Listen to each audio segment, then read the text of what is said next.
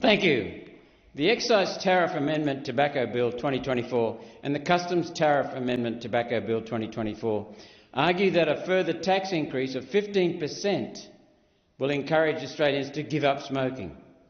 The measure is estimated to increase tax receipts $3.3 billion for the 2023-24 budget, with $290 million in GST to states and territories.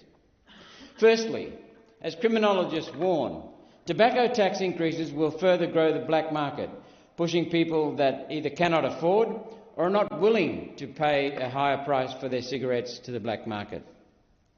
They'll go to the black market. Already we're seeing an underworld war over illegal vaping and tobacco sales, and shady operators have been reported as knocking on the door of now illegal vape shops offering to take over their lease. Between the two related measures, the government has presented organised crime with hundreds of shops fitted out ready to go into illegal vape and tobacco trade.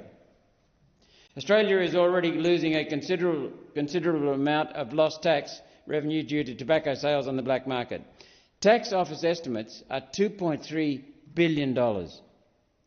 This legislation will shift more revenue, away from the government towards organised crime. In 2022 alone, 2.6 million kilograms of tobacco was sold on the black market. This was 2.2 million kilograms more than the previous year, indicating the growing influence of organised crime. I mean, it's clear. Illegal tobacco consumption is estimated to make up 23.5% of all tobacco sales in Australia. That's almost 1/4 driven to the black market. Government driving it to the black market. 10 of 15 tobacconists approached by the Daily Telegraph sold illegal cigarettes for about $25 less than the legally taxed counterpart.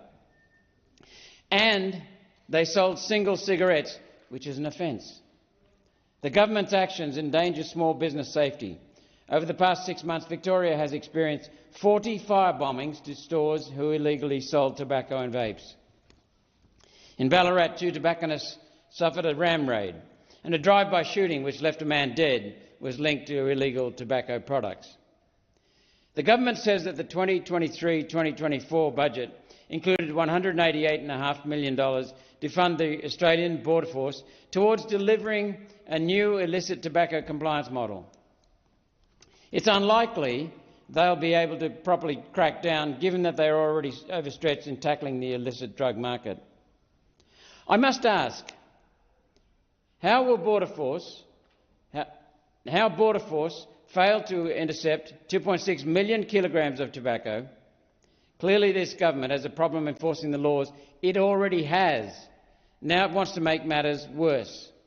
The vaping ban has already moved 87% of vape users across to illegal vapes. The vaping ban has already moved 87% of vape users across to illegal vapes.